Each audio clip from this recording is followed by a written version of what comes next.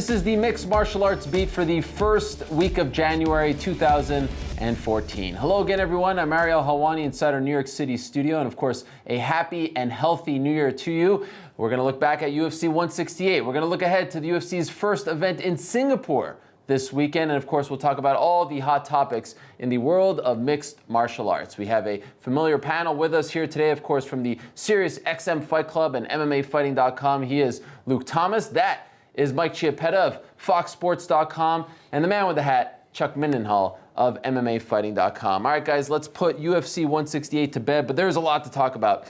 You know, someone on Monday asked me this question, and at first I brushed it off, and now that I've thought about it a little bit, I kind of think that it's true. Was the end of UFC 168 the most disappointing ending in UFC history? Was it the most disappointing result to a big fight that we've seen maybe ever or in recent history? Ooh, it's top three maybe. I think you could say the way, from a fan experience, the way the first pay-per-view under the Zuffa banner went, when it went off the air before it was finished, and then all the fights sucked to be there live. That was probably pretty bad. Plus, remember, it was the first pay-per-view for Zuffa, so that was bad. But this is. I mean, I was trying to think of it like, of all the different outcomes that could have happened, all the different permutations, and you know, a robbery would have been pretty bad, depending on who controlled it.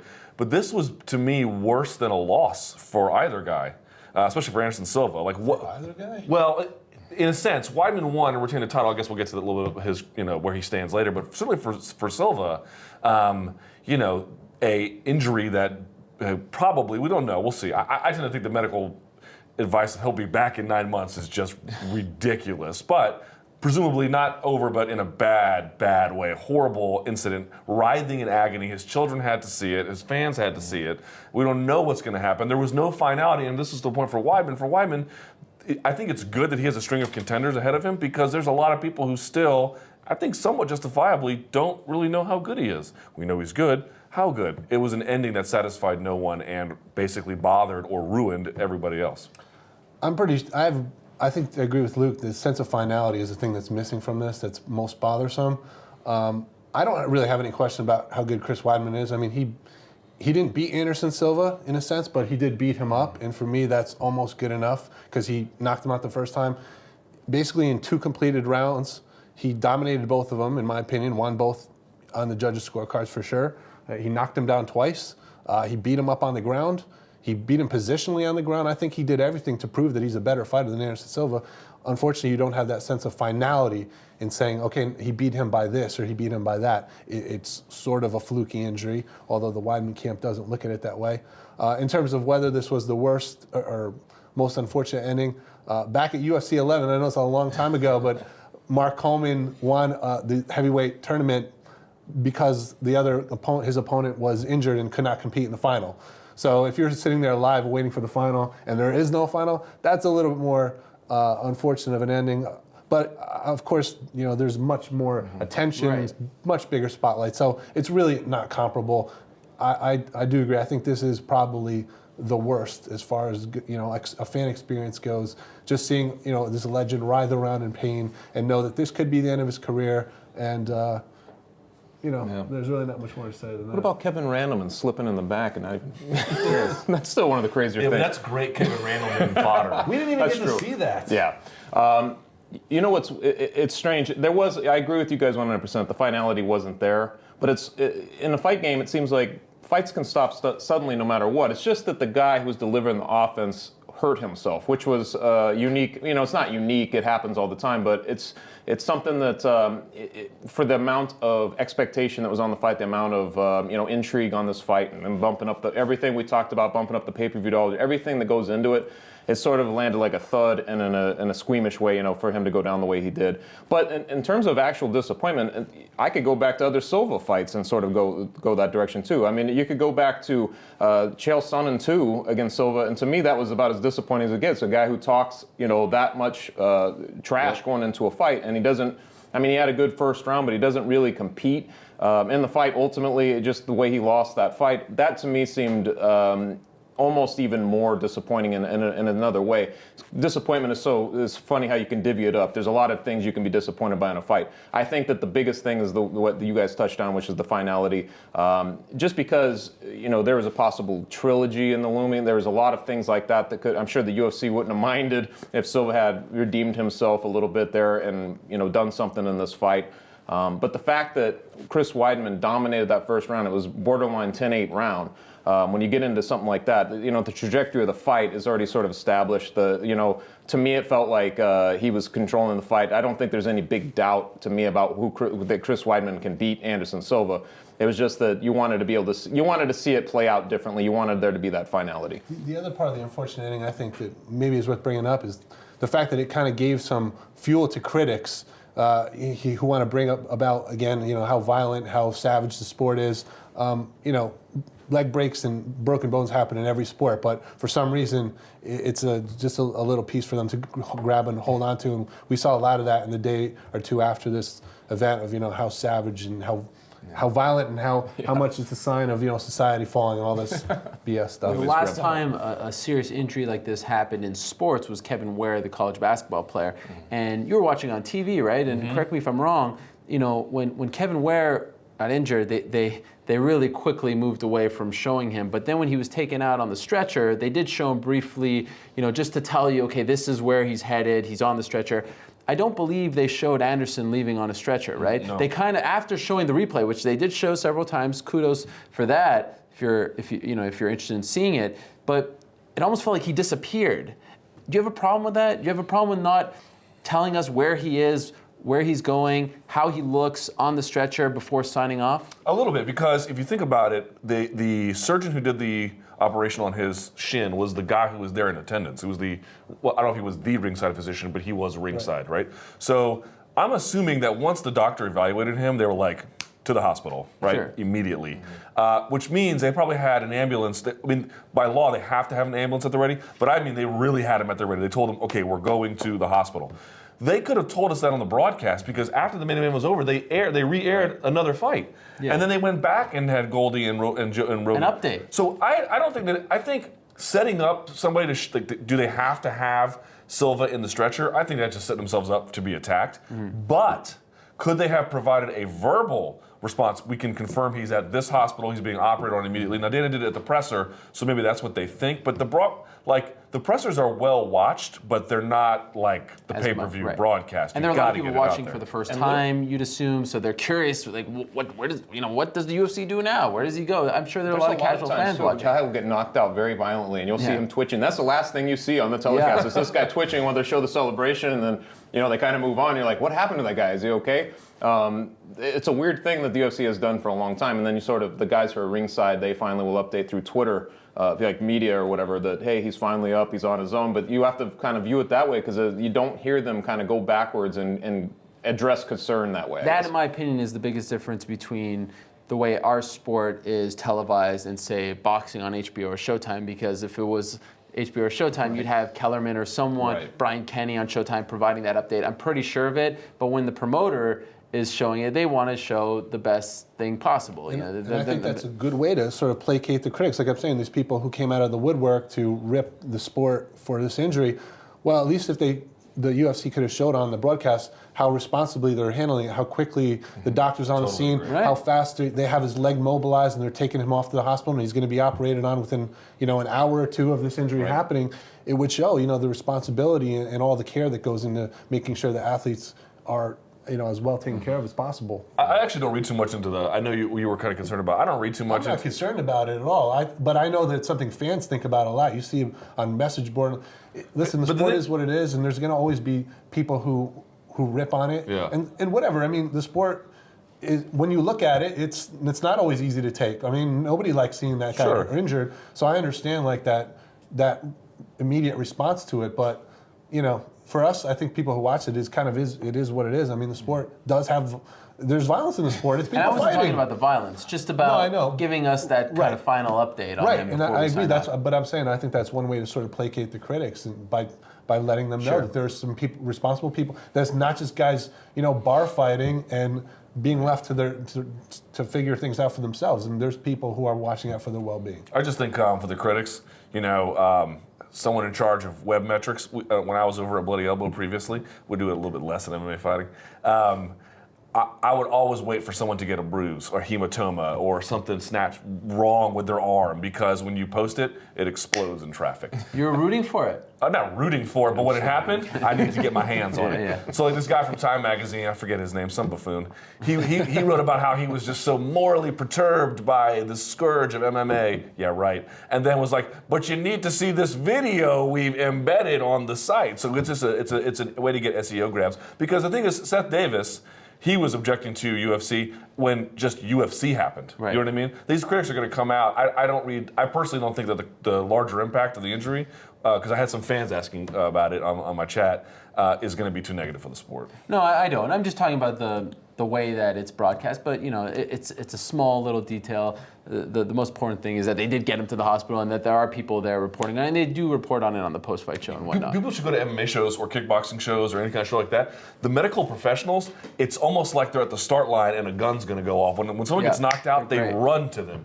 You should see it happen in real time. And the fact that they don't hype that up, I think, is to their detriment. So I kind of think, Chuck, that other than a loss, this was the worst thing to happen to Chris Weidman, the worst kind of result, because the first time everyone said he won because Anderson was acting a fool. Now he got lucky. It still feels, he kept saying, I need to beat him a second time to gain that respect and to really be viewed as champion. Right. I don't think people view him as champion. No different than they did after the crazy ending to 162. Do you agree? This wasn't that good for him.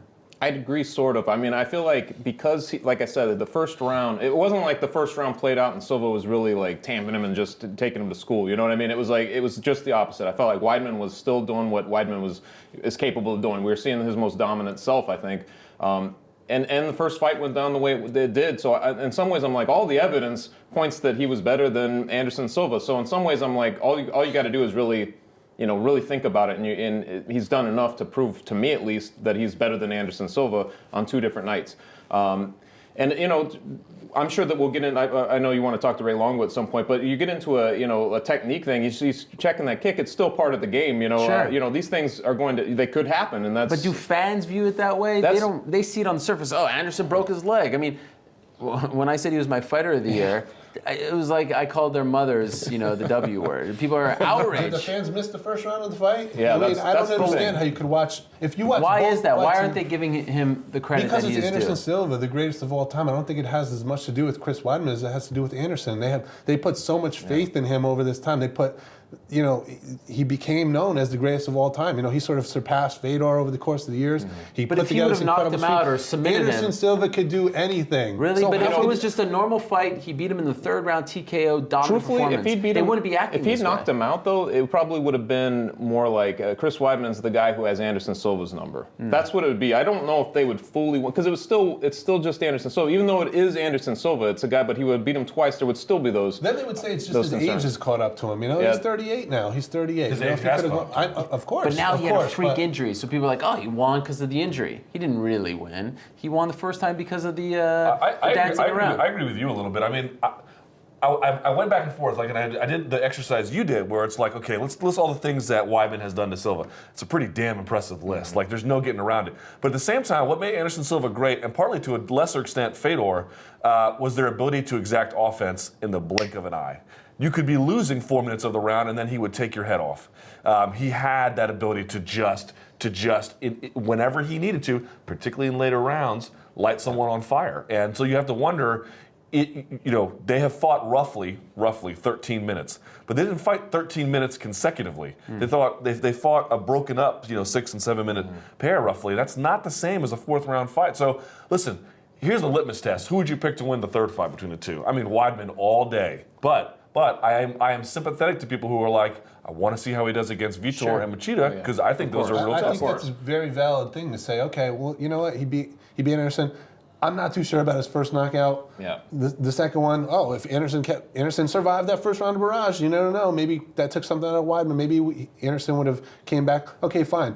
You're going to have your opportunity to see Chris Weidman against Vitor Belfort and Machida and other guys down the line. He's going to be able to prove whatever he didn't prove to them this first 2 times against him. And I like to think that John Jones's run from becoming champion to up until that Vitor fight when he was fighting Shogun and Rampage and all those guys, those ex champions, that's the best run in UFC history as far as a young champion. If Chris Weidman gets by these guys, Anderson, Vitor, maybe Jacare, Machida, or Musasi, would that be better than John Jones's run? Because Jones, let's be honest, was beating those guys, and it is revisionist history. They were past being champion, right? Very revisionist. But these guys are in their prime, right? These guys are in their. They're not. Machida's 35. Jacare is 33. But Anderson's 38. Anderson's 38. Okay, so it's not. So I'm wrong. I don't know. I hadn't thought of it that way. I'd say it's pretty comparable. But you know what? Even after Jones did all that, I don't know if you guys remember this. There were people being like, I don't know. I think King Mo could take him. Right. And this guy's going in there and blowing people's. Yeah, it's like he goes in there and he blows people's brains out, and they're like, well, I mean, there's that Marusheko guy he hasn't faced yet. It's crazy. And a lot of people think he lost to Gustafsson now too. So I don't know. It's a good question. So then I wonder, so John Jones, to me, and we'll get to this in a second with Ronda Rousey, he is not the biggest star in the UFC, even though they've tried, my opinion. We'll get to that in a second, though. Does Chris even have what it takes to get into that discussion? Because, let's be honest, I mean, he's all-American, clean-cut, good-looking guy, doesn't say anything outlandish. To me, his strongest suit is his confidence. Chael can speak a good game, Conor McGregor talks and dresses well and all that stuff, but Chris isn't going to give you those headlines, right? Does he have what it takes to capture the imagination of the people, get the pay-per-view buys? Like, is his fighting ability enough? At the current trajectory, I don't think so. But I hold off on 2 things. One, I think if he keeps winning and he beats all these guys we're talking about, I mean, you never know what could happen. I do worry, though, that on some level, like I've talked with Weidman a lot, and he couldn't be a nicer guy, very smart guy, like super hardworking. Relative to Silva, who had this mystique, he's a boring white guy, right? And most of us are, to be honest, but none of us are. Just me mostly. But none of us are thrust into a position where we need to be so popular and so interesting that we draw money for our employers in that way. So I wonder about that. The only thing I think that is sort of missing. I'm a little worried about his age. At 30, he's going to be 30, or if he's not already 30, he'll be 30 in July. So he needs to sort of make some things happen right now, which seems like he's going to. He is, right? Well, he talked about getting knee surgery. Oh no, yes, I mean, but he is champion at least. Yes, right. He's finally he's turning the corner at the right time. I think that Silva is an interesting setup to his career. I think he's going to need another foil down the line. I don't think Silva was the guy actually, because it left way more questions than it should have. I think there needs to be somebody else down the line who he can bump up against that can get fans and hit something out of him that Silva didn't. Because his reaction to Silva, except for winning the first time, was he just gave him the Heisman. He really doesn't. I'm not gonna get angry about this. I'm not gonna tell you a whole lot about it. I think he needs somebody that changes that dynamic. Mike is itching to say something. What I was going to say is, I think what he was really robbed of in these first 2 fights was of this incredible prediction that he made. Sure. A year ago, or whatever it was, where he said, I'm going to beat Anderson Silva, then I'm going to give him a rematch, and then I'm going to beat him again. Like, to me, that, if he did it, I mean, first of all, he did it, but the fact that there's still some question in people's mind about whether he's really better than him, which I think is mostly malarkey, but to me, he was almost robbed of one of the greatest, like, coming through on predictions, like Babe Ruth calling his shot in the 1932 World Series. Like he did that against Anderson Silva, the greatest of all time, a guy who never lost in the octagon and all this stuff, and it almost doesn't matter. Like, to me, that would have been an incredible marketing ploy for the UFC to use, and he's, in a way, he's almost robbed of that. So I agree in a sense with Luke that he's almost just an average white guy when you take him at his, surface appearance and all this stuff, which is not always the greatest. He's not super outspoken, although he is incredibly confident. And some of that sometimes comes across in his interviews and stuff that he does, like when he made the prediction, which a lot of people thought, how cocky, how arrogant this guy is to do it. Well, he went out and did it. I think he's, trending in the right direction, but it's to try and make a superstar. I mean, it's almost alchemy the way it's nobody really knows how to do it. Everyone has certain ideals, but nobody really knows how to do it. I'll tell you one thing he could do, which would be sort of refreshing from some of the past champions, all these guys, all these icons that are sort of slipping out now, is just be open to every fight. Basically, just be completely open. They bring up a guy, be as confident as he was with Anderson Silva, being like, I'll beat him once and I'll beat him again. That sort of attitude, that sort of confidence will sort of, work at some point. Having talked to him even before he fought Anderson Silva the first time, I know that I brought up John Jones to him, and he was just like, loves it. He was like, let's do John. He would love to fight John Jones. To me, that's an attitude that you don't see a lot of guys have. You don't even see John Jones with that attitude a lot of time. You don't see a lot of the guys who are at the top of the game who are just like, you put the other guy, I don't care who it is, I'll beat them, you know what I mean? And I feel like that could be a big plus for him just going forward, is if he just doesn't make a stink about the guys he's going to fight, regardless who it is, regardless where they're coming from, I feel like that'll endear himself to fans a little more. This was met with a lot of ho-hum, who cares when it happened, but it's up on the site. You can go back and look for it. When that whole 151 thing happened, Chris Weidman called Joe Silva and said, I'll fight John Jones on 8 days' notice. He actually did, and this is before, and I'll never forget flying to UFC 153 with him. And think about it, it's really crazy when you think about how much had to happen for him to just get the title shot, with Bisping losing. And there were so many things. He's too green. Exactly. He hadn't fought in a year. But when we flew out there to watch Silva Bonner, he was telling me that this was going to happen. He was going to beat him twice.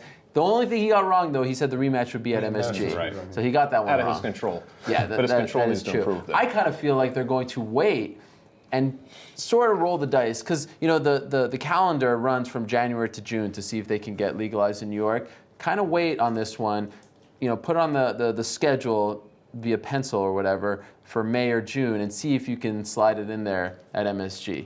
Weidman versus Belfort at MSG would be huge, and that leads me to my question. The New York Commission would have to put in rules. There's like 90 days you have to wait They'll after figure June. it out So with Chris Weidman. He wouldn't be able to fight till like October. I don't think they're going to put him on the shelf. They might wait. Chris I don't think they'll Weidman? put him on the shelf that long. Okay, well, with the knee injury, which we don't know about right now as we're It's taping. pretty minor. Mike? Jesus, Mike. Stop trying to ruin my fantasy. Mike's of actually having- going to leave to go get Weidman a back rub when we're done. I think I'm trying to bring Here's some my reality question. to his fantasy. Is what I'm I'm doing. teasing. My question is, interest level in Weidman versus Belfort, because seeing Belfort there at the event, with the throat slashing and just the mohawk. Vitor Belfort has the unique ability to show up to MMA shows and have the worst haircut in the room. It's really actually remarkable. I was most Very well I dressed, was though. most impressed He was by very well dressed, asking him the question in that scene where everyone's kind of like, it felt like a funeral. Everyone's so depressed. My first question is about, I know you've had your history with Anderson, but how do you feel seeing him? And 10 seconds in, he found a way to talk about himself and his rise through the ranks as this teenager. I mean, that was a very impressive feat. Anyway, Weidman Belfort. Yeah. To me, right now, as far as the fights booked, you think back to 2013 going into that year, and there were a lot of big fights booked. GSP Diaz, all this stuff. This, to me, is the most interesting fight on the calendar right now, right? No? No. What is? Well, potentially for 2014, Jones Gustafson sequel, I think is. But right now that we know is going to happen, we don't know that's do going we to know happen. what's going to happen? You just said he might have to have It's surgery. going to happen, though, at Somebody some could point. get hurt. We don't know anything. Who invited the contrarian CHIAPPETTA here? We know it's going to happen. That's next for both men. We don't. Jones has to we fight knew Gustafson. Castanigano was next for Ronda Rousey, didn't we? Well, oh, no. that was a little more. That was a little more. Okay. Let's go to Luke. Yes. Voice of reason over here. No, dude. Fans are salivating at it. I mean, you can just tell right away it feels good. And Belfort, Dan White is right about Belfort. Belfort used to be kind of like the reserved guy who was, hey, what's up, everybody? And now he's mean mugging the camera, ice grilling people at home, doing one of these things. Again, with the world's worst haircut. Unbelievable what he's managed to do. And no one really talked about it because he was mostly respectful. You know what? I think Weidman finds him very annoying because he went to the post-fight press conference. You remember this? And asked a question. I want to congratulate everybody and say Did I'm. he really ask a question? Yes. Well, he made a No, statement. I don't think he made a. That's what I'm saying. Right. He didn't really ask a question. He got him. I mean, well, Dana White threw it to him to ask one, and he was just like, whatever. And Chris Weidman picked up the microphone and goes, "Cool," and then puts it right back down. I was like, "Oh." So I think first of all, I don't think Weidman likes him because I think he thinks I don't know. I can't read his mind, but I get a sense that. A lot of people feel like Belfort's a little bit self-involved. That's how you get a title shot. You have to be self-involved. But it's a great stylistic matchup. I think there's a lot of questions about, Weidman, one of the criticisms about him is he moves a little slow, and Belfort does not. And so there's a question about how that's going to play out. The TRT issue, where's it going to happen? How's it going to get licensed? Couldn't be more different, right? Could not All-American be more. boy. Exactly. Against Exactly. And the crowd's going to go crazy, and it's another Brazilian. There's a lot to like about that fight. And, one thing that we always say is, Do they have enough tape to show? They got plenty of tape on both guys to show exactly what happened, how they got here. It's going to be great. So Mike's not interested in it. Of course I'm interested in it. You're skipping that Of course one. I'm interested in it. In theory, Nothing is guaranteed, right? Nothing's guaranteed. How many fights do we see break? Right now, going into 2014, of the fights that they're telling us is going to happen, it seems to be the most interesting fight. With no GSP, no Anderson, right? Yeah, I mean, I guess that's a fair statement. Okay, thank you. What do you think about it, Chuck? No, I agree with Luke 100%. I feel like that's the best fight right now that should happen. That's the best one that they could possibly put together. For the very reason that Chris Weidman, in my mind, is more vulnerable going into this matchup maybe than he was in that Anderson Silva fight, just because of the explosiveness and the speed of Belfort, and especially the way he's looked of late. This new version of Vitor. So to me, it's about as intriguing as it could possibly be, and you see Chris Weidman immediately put into a vulnerable situation rather than a guy kind of coming up who's sort of hovering there that he'll beat or you have a good sense on.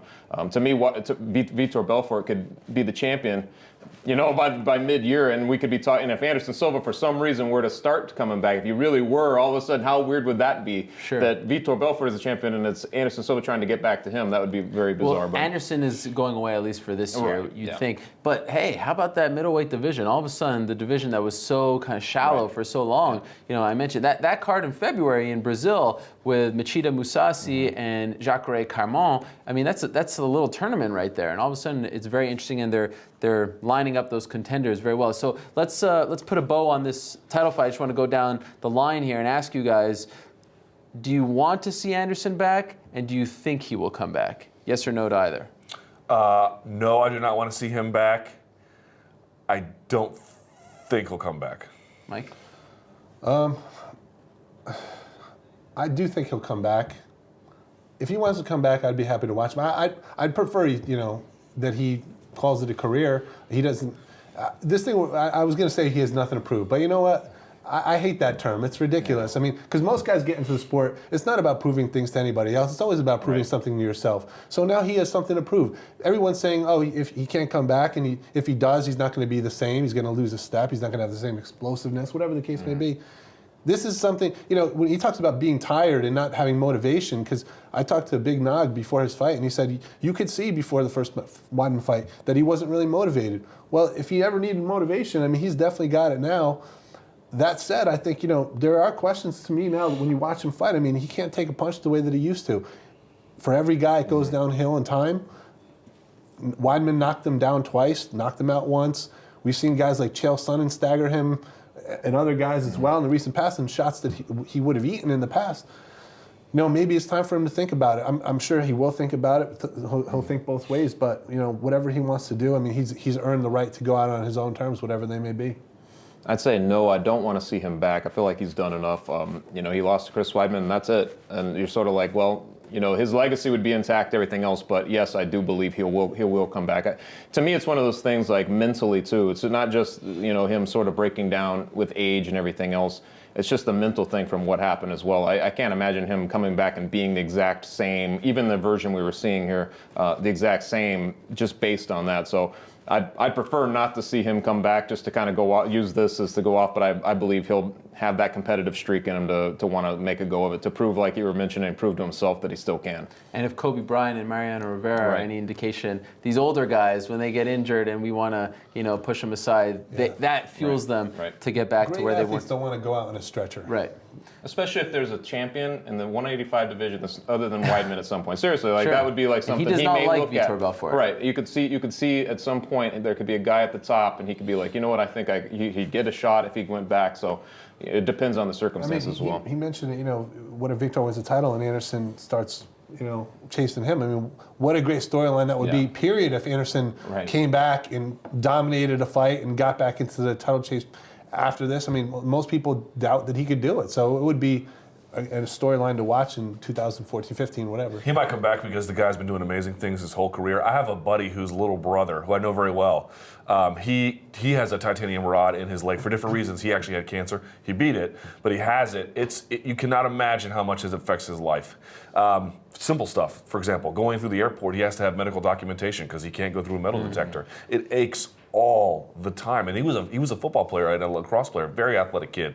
Now he can still play some sports, he can run, but not for very far. Some days he walks with a limp. It hurts all the time. He's on painkillers more than he'd like to be. I think the idea that he can come back and have more than 1 or 2 fights is absurd.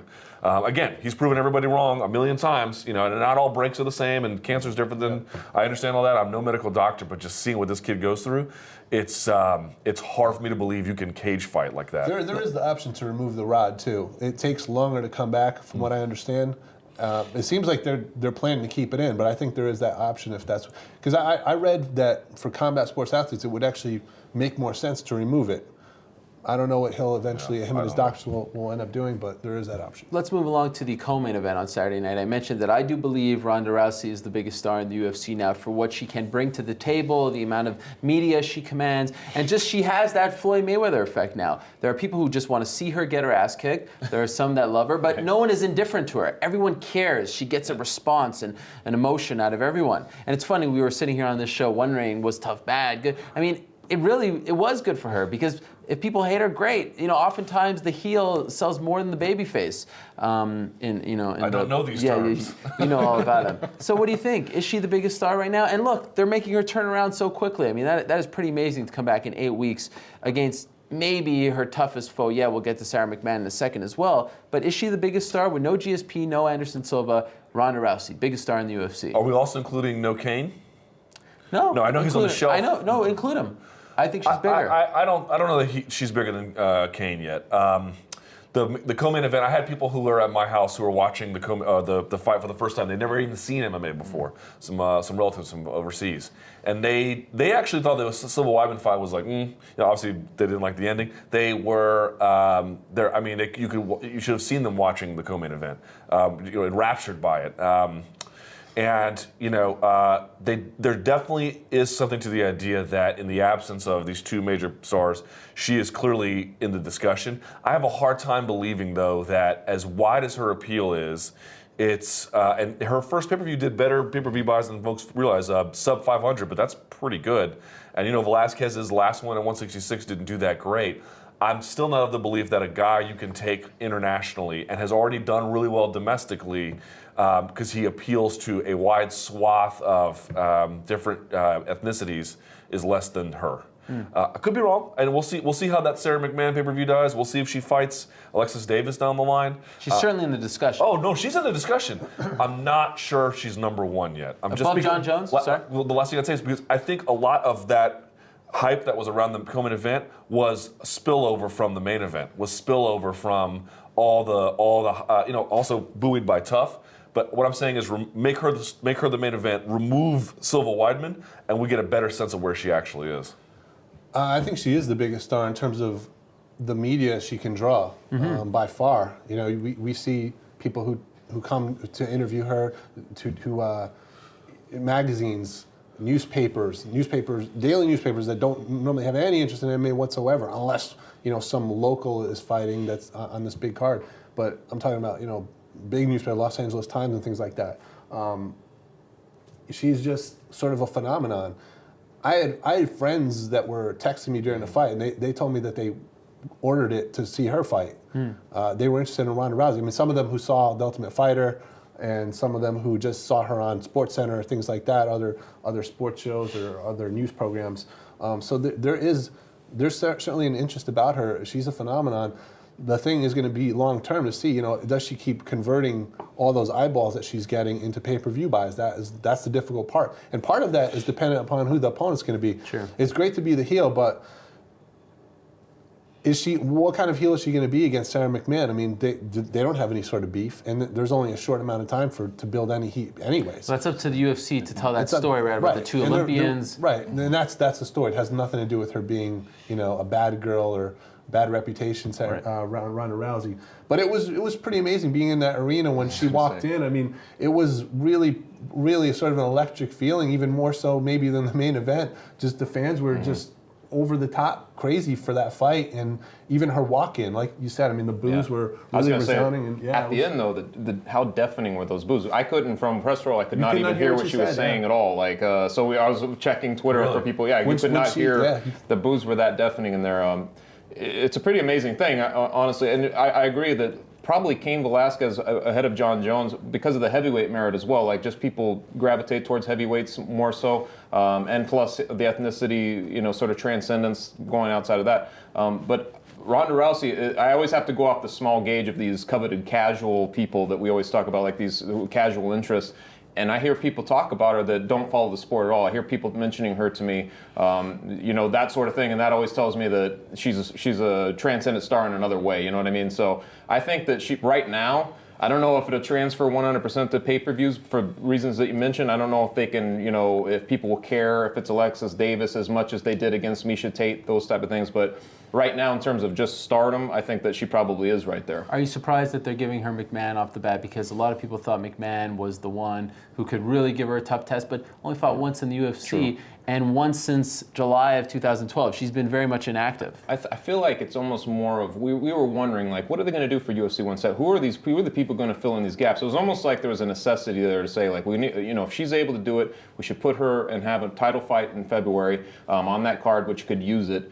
And who's available? Sara McMann is the one. I feel like that was more the decision. It was more based on. You don't think the Olympics played a part? Well, of course, all that stuff plays a part. But I think that ultimately she's looked good. And I know there's a lot of intrigue. I know a lot of people have asked me, "What do you think about Sara McMann? Do you think she will be?" You know, and there is big intrigue. You would have liked to have seen her build up a little more. I would have liked to have seen her win another fight or two before getting it. But you could sort of understand the UFC's position. And there's really, honestly, I'm still as intrigued as I would be, I guess, right, even if she had beat another couple of guys. And her manager, Monty Cox, would always tell me, now we want 3 fights in the UFC, build her up. We want people to know about her story. She has an amazing story.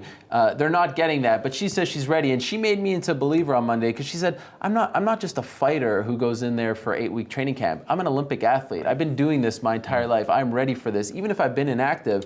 And she got me really excited. You know, given that style, wrestling versus judo, which often wrestling wins out, right, in that matchup? Predominantly, yeah. Yeah, so what do you think? Is she the one that could really give her her toughest test? I do not think so. And that's coming from me who loves wrestling. Yeah, why? If you ask me who's going to win the takedown battle, I'm going to tell you Sara McMann. I bet that Rousey might get a couple throws in. Rousey's going to be on her back.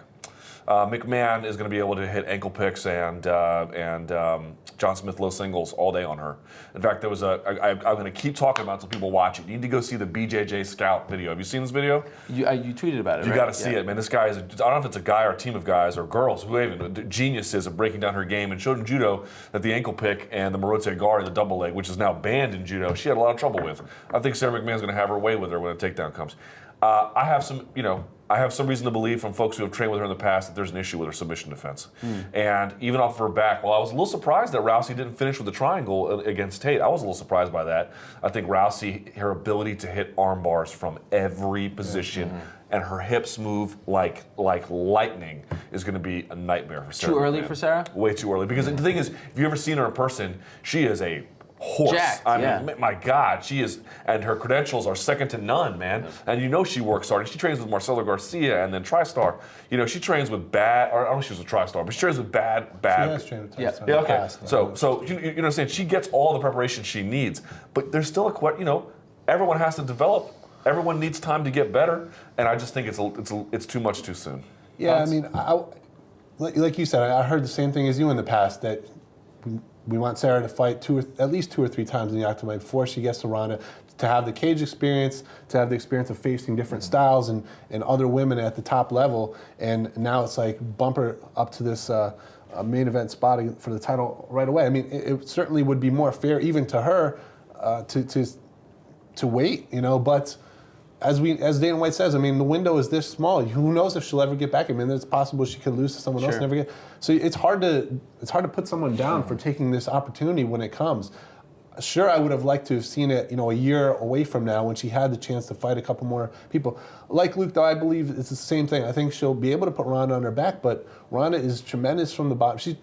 Her grappling game, her submission grappling game is just, you know, lightning, and I just don't see Sara at this stage, especially after having been on the sidelines for over a year by the time they fight. It's just... In terms of the options, though, it's almost like with the Kat Zingano can't go. That would be the next one for me that would be compelling, I guess, because until she's too far. until Cyborg is available or something like that, or we can make that fight. Those are probably the two that are right up there. I know there's people like Alexis Davis and there's other options, but to me those are still the two. So I feel like the UFC made the right call on it. Yeah, and the Cyborg discussion is a very interesting one for a different day because I think they actually really need her now. They need a big fight like that. Right. Cyborg Rousey would be now. a mega deal. That's the only fight. Could you see that being $1 million pay-per-view buys? Yeah.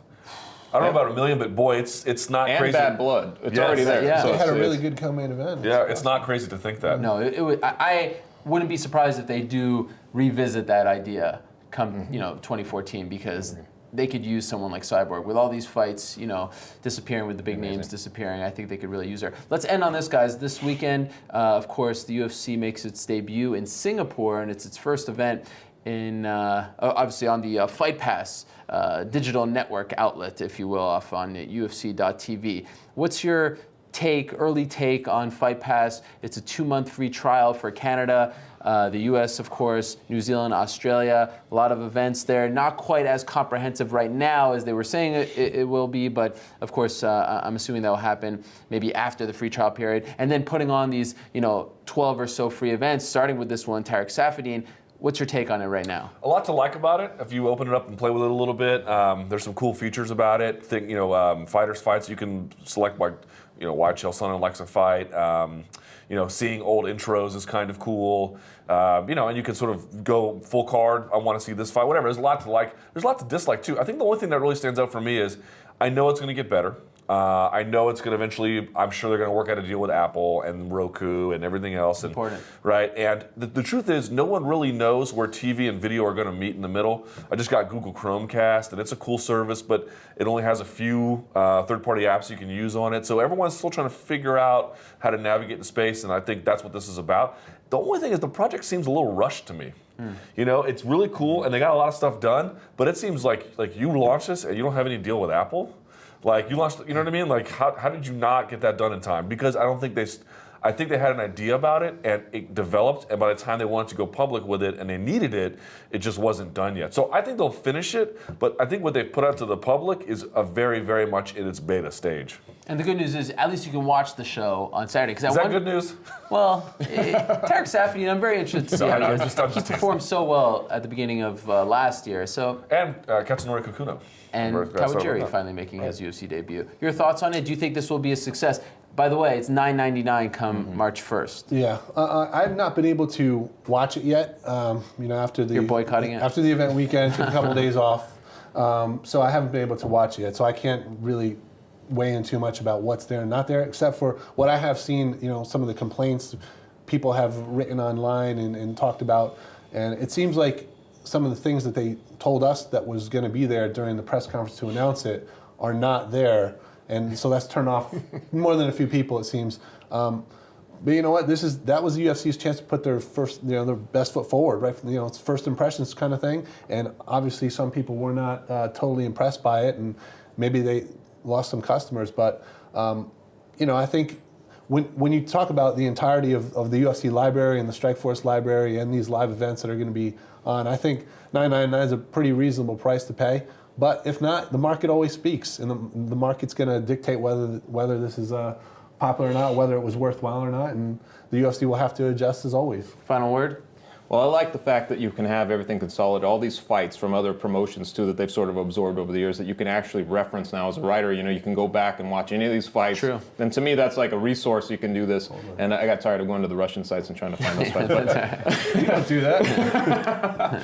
No, but to me, that's a pretty cool thing. I feel like you guys are exactly right, though. I feel like it's still an incomplete looking thing to me, and maybe a little rushed.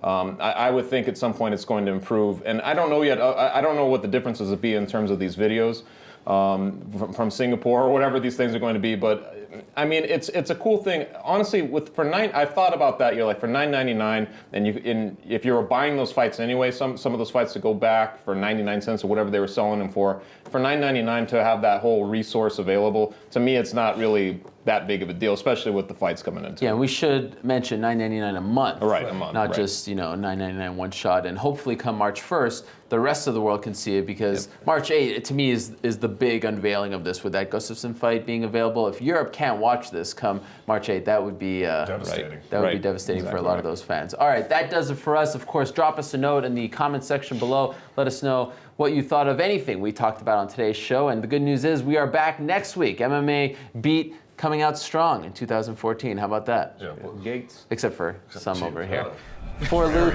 Mike, Chuck, I'm Ariel. Thank you so much for watching another episode of the MMA Beat.